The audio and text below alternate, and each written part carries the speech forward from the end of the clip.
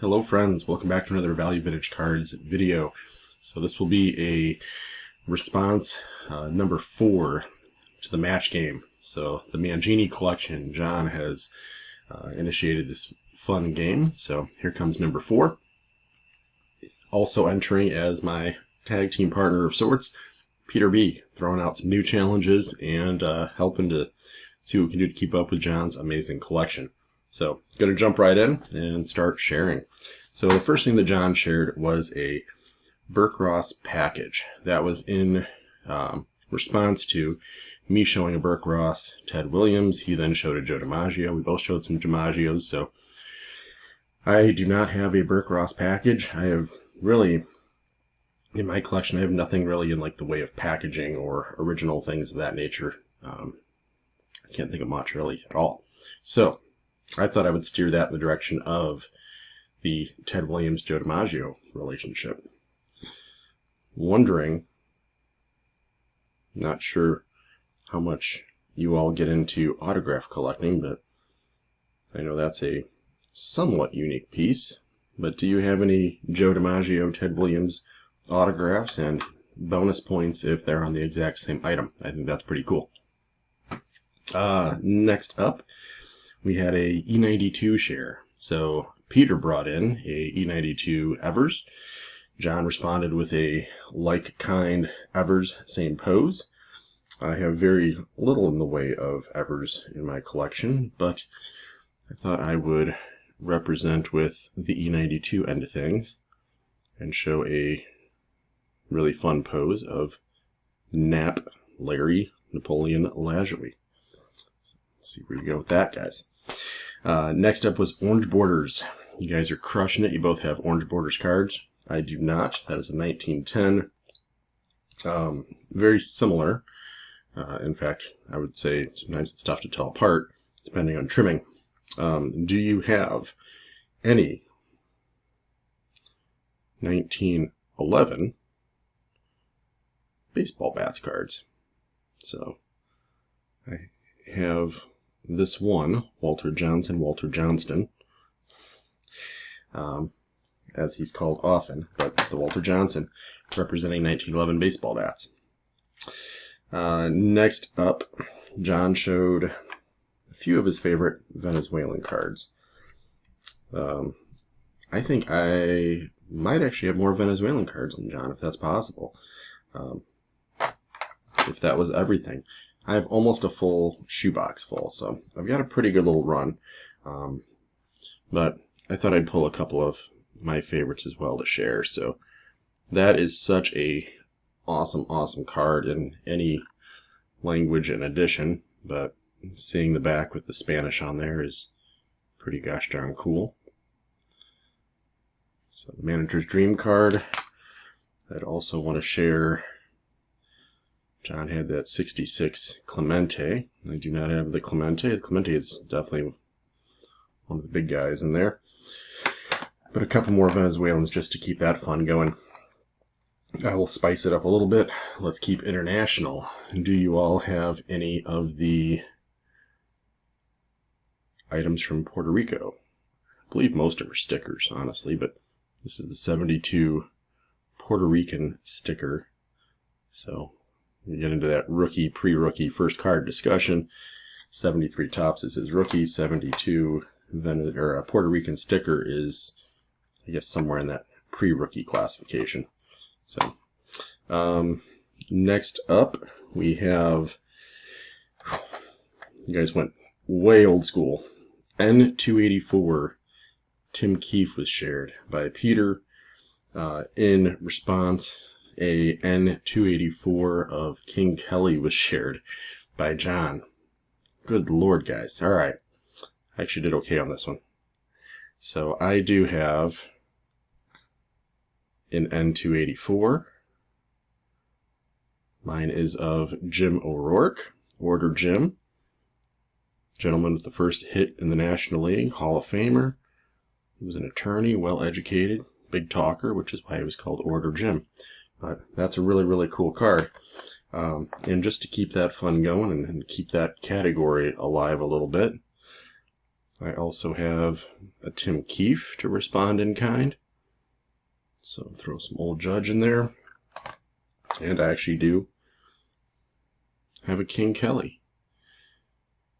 So if you guys want to toss some Allen and Ginter into the mix, got some of that too. There we go. That's better. So any of those in kind is fun to see. Next thing shared, Briggs Meats. Oof. Tough set. I do not have a whole lot to share from that. John shared a Willie Mays. Talk about big cards. Mays and Mantle are monsters. I did want something from the set.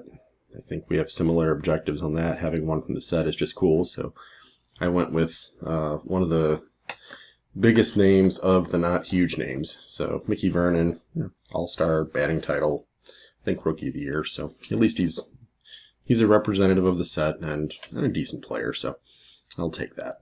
I'm going to toss back at you another food issue, because I think food issues in that era is really, really fun, and there's so many options that are good. So I will throw at you two that are the same but not quite. Dixie lids. So a Nellie Fox, and even slightly better / tougher. Do you have a premium from the Dixie lids? I know you don't have this one slabbed by PSA, because this is the one slabbed. There's one. I'm holding it. So SGC I don't think has slabbed any. Again, there's more out there. There's definitely some ones that are not graded. That is not the hardest thing to find ungraded, but there's not hundreds of them for sure. So curious if you have any player in a Dixie. The lid is fine, but the premium is really, really interesting. So let's see what you got. Next up, you guys crushed it. All these mint issues, disc issues. So an E105 and a Juju Drums. Good Lord. I have neither set, so I am not able to play the match on that. I'm going to go with what might feel like an 87 Donruss compared to those, but still a cool item worth having some fun with. So that is your chip card, Tris Speaker. So curious if you want to continue with rare exotic. We can either go with discs, we can go with Tris Speaker, you can go a couple different ways there. So yeah, that one's kind of fun. That's the Colgan's chips. Kind of in that same as the T206 era, 09 to 11, like rookie era. John showed another one of those hand cut unks of Walter Johnson. Those are pretty gosh darn scarce, that entire set, and Walter Johnson in particular. There's not a whole lot of them out there. He had a really nice graded one. I would say that's pretty gosh darn impossible, but I actually have that exact same card. Mine is, I know condition doesn't matter, and that's why I bought it, but mine can't be slabbed. They've actually rejected it as slabbable because it is stuck to paper on the back, and I'm not going to even attempt to remove that for any means. So that's why mine will stay. It'll be in a top loader, just the way Peter prefers it, I think. Next up, we were going back and forth with some Sporting Life cards. I had Three Finger Brown. John retaliates with Cy Young and says, do you have any Cy Youngs? And actually, really, one of my favorite cards, not just of him, but I think period, is this thing. So E94 Cy Young. Again, this one very well loved, but finding these things and finding them available is extremely tough. The thing I like the most about this card is at the bottom it says Old Cy Young. My copy is really having some corner issues, so the old is getting roughed a little bit, but Old Cy Young to me is just the coolest thing. I love names and nicknames, so We can keep the Cy Young train rolling if you want, or you can go E94 on that, whichever way you prefer to respond in kind. Next up, there was a 36 Worldwide Gum in response to my Worldwide Gum share. And I can also share something from the 36 Worldwide Gum set. Great set, love that set. If anybody would like to give me the Joe DiMaggio, or just trade me for my car, that would be cool too. But I do have the Lefty Grove. DiMaggio in that set is the monster, but there's a lot of really, really great cards in that set, and really cool poses. Love it. I'm going to add another fun set. I believe John has this for sure. Not sure in Peter's vast collection if he's added any 37 O-Pee-Chees, but those are neat. They're kind of like the stand-up style. What's neat about those is you do get some back write-up on that too.